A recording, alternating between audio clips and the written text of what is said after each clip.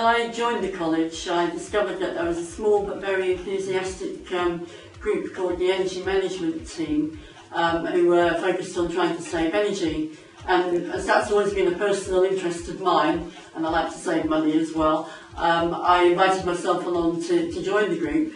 And they told me that they actually saved enough energy that we could qualify for the Carbon Trust standard. So we made becoming a leading energy efficient college one of our strategic objectives in 2011-12.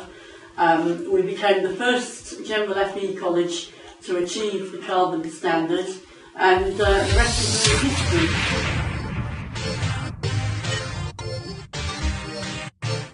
Three of our main energy reduction projects financed by Salix loans have been investments in the power perfector voltage optimiser, loft insulation and a building management system. The voltage optimiser have produced a saving in electricity consumption of just over 10% per year, which equates to an annual carbon emission saving of around 120 tonnes of CO2 and a financial saving of £28,000 at current prices. The building management system, which was financed by the Salix loan, now controls our gas heating, has enabled us to better control our heating and ensure energy is not wasted when the buildings are unoccupied. All the college pipework's been lagged as advised by the Carbon Trust and funded by the Salix loan, which saves approximately 14 tonnes of CO2 per year and £7,000 per year by reducing heat loss in the pipe.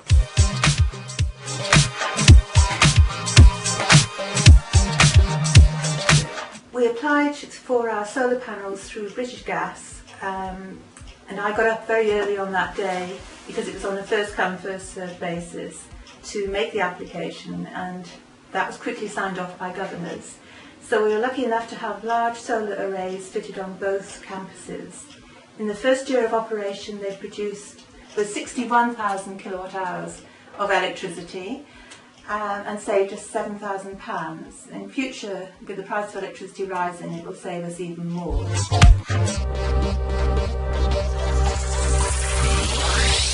The senior leadership team at Harrow College takes sustainability, the sustainability agenda very seriously, and we've supported it over the last 2-3 years, and will continue to do so. We're very proud of the fact that we've been able to take forward a whole range of different projects across the social, economic and environmental aspects of sustainability. For example, we're really proud of the work that we do with our students, not only developing their employability skills, but also, while we're doing that, ensuring that they're working on local projects, either for the college community or for the wider community, that really helps them understand the different aspects around sustainability, not just for us as a college or for a wider audience, but for themselves as well, and their own future prospects.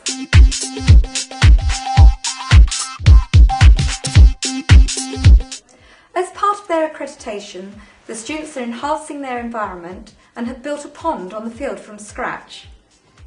They really enjoyed watching the project grow and became very enthusiastic as the pond started to take shape. They made fences out of branches and logs that they gathered from the site and the local area. These areas are natural habitats for mammals and insects to overwinter.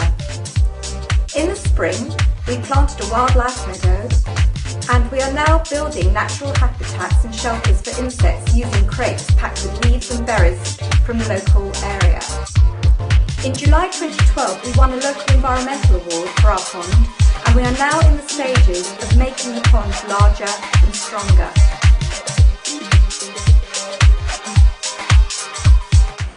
The Harrow Beauty team at Harrow College are ensuring that we use less energy. We have washing machines that are set at 40 degrees centigrade, which obviously is more energy efficient. We ensure that the loads are full, so therefore we do less loads. And also within the beauty, we have wax pots that we used to leave on a lot of time to make sure that they were heated up. We now only heat them up for 20 minutes before and then make sure that they're turned off when they're not in use.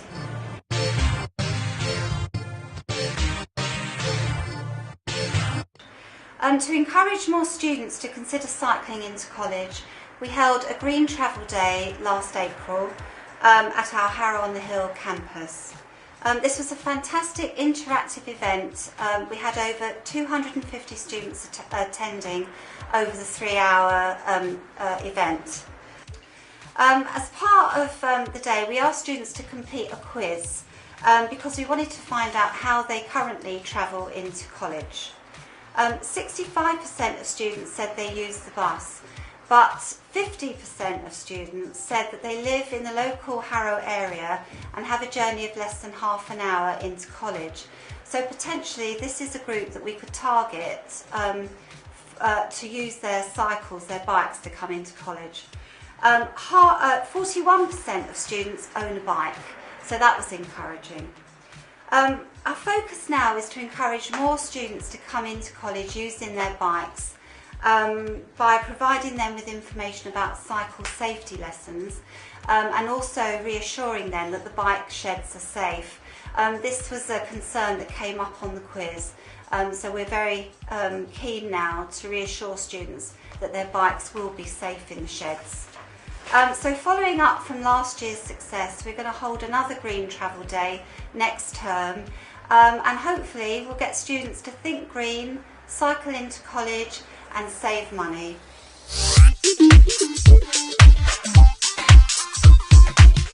IT has had a significant role to play in reducing the college's carbon footprint and being more sustainable. On the PC side, through more efficient timetabling, we were able to reduce our PC usage from 1850 to 1550. And aside from the savings in power, it also means that we have to buy less PCs each year, and that improves our green credentials. We also reduced the number of printers in the college by 120, and we did this through implementing things like on-demand printing, which allows managers to print confidential documents to shared printers without risk. And it allowed us to take away their individual printers, which were often old and inefficient. Other cost-effective measures, including setting all the printers to print double-sided by default, halving our paper usage. We also had an intranet and email campaign to make people think about what they were printing and to ask them to print less where possible.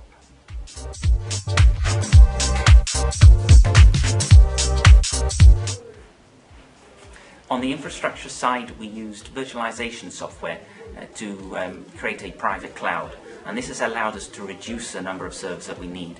The knock-on effect of this is that we could decommission some of the older servers. We used Salix loans on a couple of years to speed up this process, and we have managed to reduce our servers by about a half.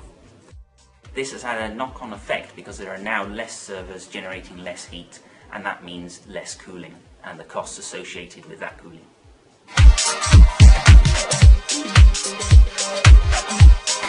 One of the major areas in terms of PCs and power usage is PCs idling. That's when they're switched on and not in use. What we did was, through an application of a Salix loan, was buy software that shuts down the PCs when they're idle, but also on a schedule each night. And this has drastically reduced our power usage on PCs.